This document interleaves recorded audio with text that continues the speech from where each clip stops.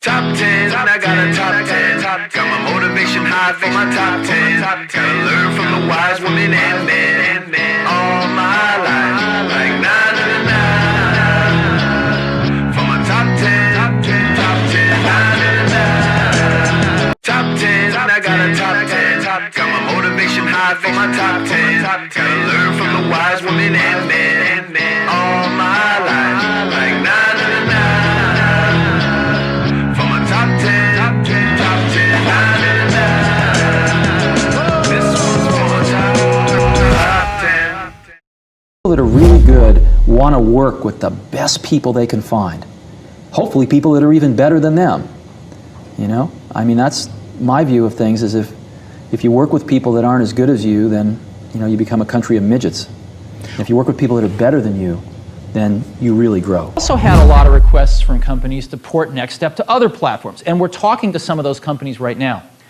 Now, we got a lot of requests from Sun customers to port NextStep to Sun. So a lot of them are saying, look, we may not want to buy them anymore, but we already bought 500 and we don't want to throw them in the bay. So can we put your software on them? Because Sun's falling behind in software. Now, Sun says they'd rather stick needles in their eyes than help us do this. That's a quote. And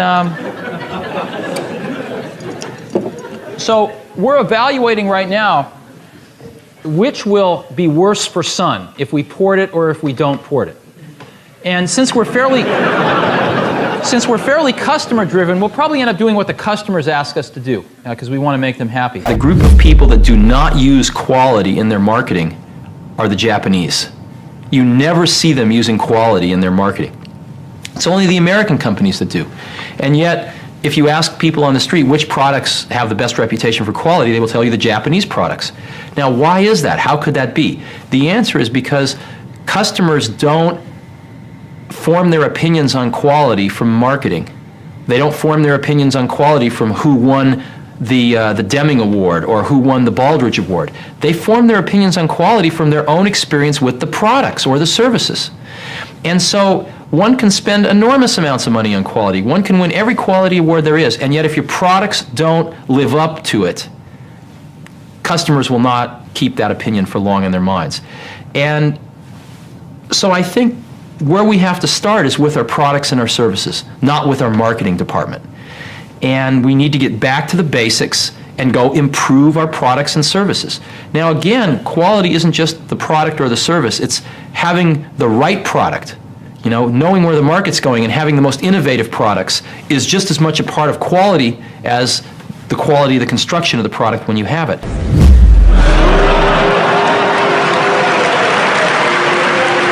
Did it hurt to have your people, the people who love you, boo you like that? I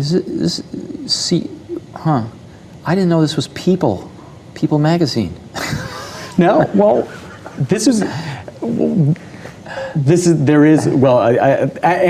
like you to answer. You brought it up yourself. You said emotionally, you had a different reaction. No, I mean, I don't feel my job is to win a popularity contest right now.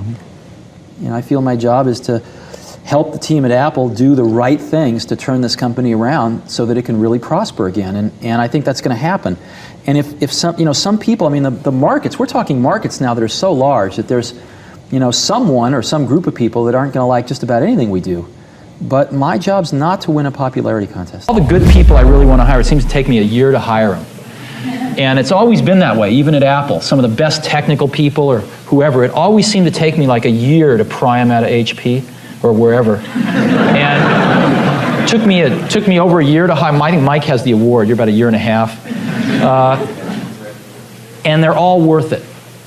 What happens is I usually meet somebody that is really good, I think is very, very good, and you can't get them, and then you go try to find other people, and nobody measures up. When you meet somebody that good, you always compare them to this one person, and you know you're going to be settling for second best if you compromise. And I've always found it best not to compromise. And I want you all to go into one of our retail stores in the next 8-10 weeks and just give one of the Apple retail store employees a hug.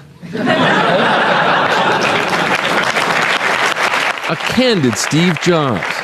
My theory of management is the Beatles. Deflecting credit for Apple's John success was really by citing his favorite But band. together, they helped amplify each other's really good tendencies, and that's true of any team. And we got a really great team here at Apple. Thanking them for their work on the iPhone the day before its release. And I think everybody who's worked on iPhone and made those sacrifices is going to feel that it's been worth it. Somebody taught me a long time ago a very valuable lesson, which is if you do the right things on the top line, the bottom line will follow. And what they meant by that was if you get the right strategy, if you have the right people, and if you have the right culture at your company, you'll do the right products, you'll do the right marketing, you'll do the right things logistically and in manufacturing and in distribution. And if you do all those things right, the bottom line will follow. We came up with this software called Next Step, which lets you build apps 5 to 10 times faster than anything anyone's ever seen. And after you build them, they're deployable and usable by mere mortals, because it's really easy to use, this computer. And you can interoperate your custom apps seamlessly with a bunch of off-the-shelf productivity apps. So we go to these companies that use Suns and take 2 years to write their apps, or are thinking about using Suns, and they can write their apps in about 90 days on a Next. Now, if you're on Wall Street and you can create a new product in 90 days versus your competitor in 2 years, that's 8 new products you can field for their every one. And you can start to see the competitive advantage that can be created this way. Now, we had no idea that we were any good at this when we started Next. A lot of times you don't know what your competitive advantage is when you launch a new product. When we did the Macintosh, we never anticipated desktop publishing when we created the Mac. Sounds funny, because that turned out to be the Mac's compelling advantage, right? The thing that it did, not 1.5 or 2 times better than everything else, but 4 or 5 times better than anything else, where you had to have one. We never anticipated it. We anticipated bitmap displays and laser printers, but we never thought about PageMaker or that whole industry really coming down to the desktop. Maybe we weren't smart enough. But we were smart enough to see it start to happen 9 to 12 months later. And we changed our entire marketing and business strategy to focus on desktop publishing, and it became the Trojan horse that eventually got the Mac into corporate America, where it could show its owners all the other wonderful things it could do. Likewise, when we created Next Step, this revolutionary object-oriented software that we have, our target customer, coming from the PC world, where shrink-wrapped apps were king, was Lotus and Adobe and WordPerfect and all the shrink-wrapped apps developers. And the purpose was to let them create their apps 5 to 10 times faster, these shrink-wrapped apps. And it worked. We have a ton of shrink-wrapped apps now, best of breed in almost every category.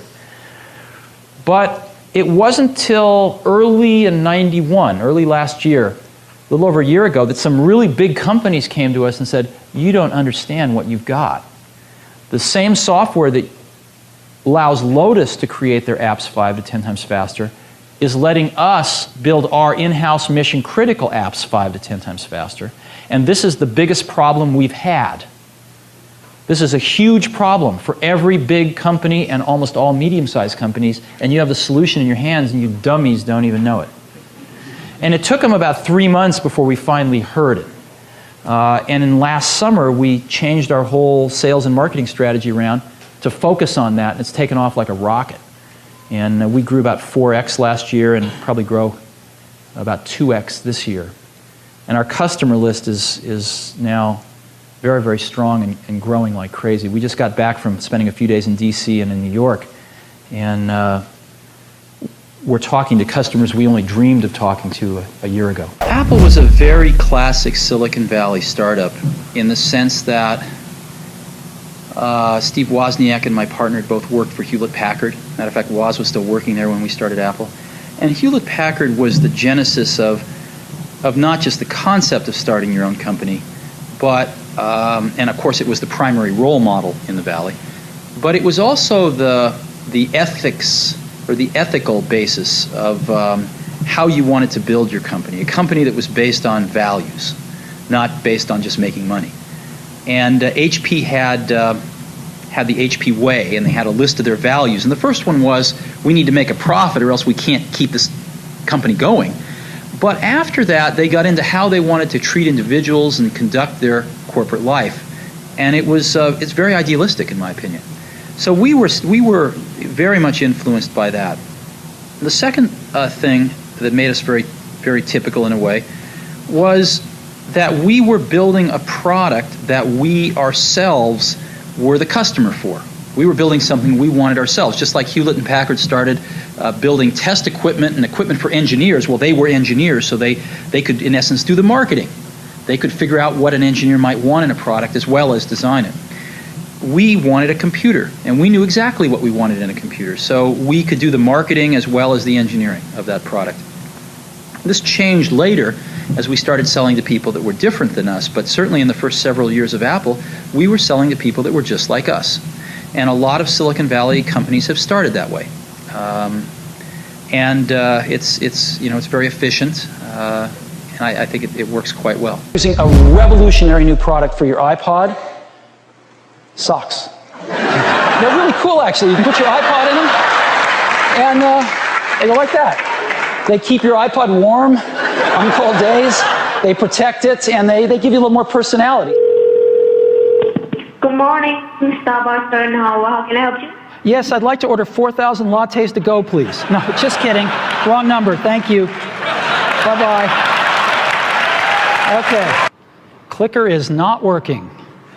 All right. They're scrambling backstage right now. It is magical. I know it because I got this email. I was sitting in a cafe with my iPad, and it got a girl interested in me.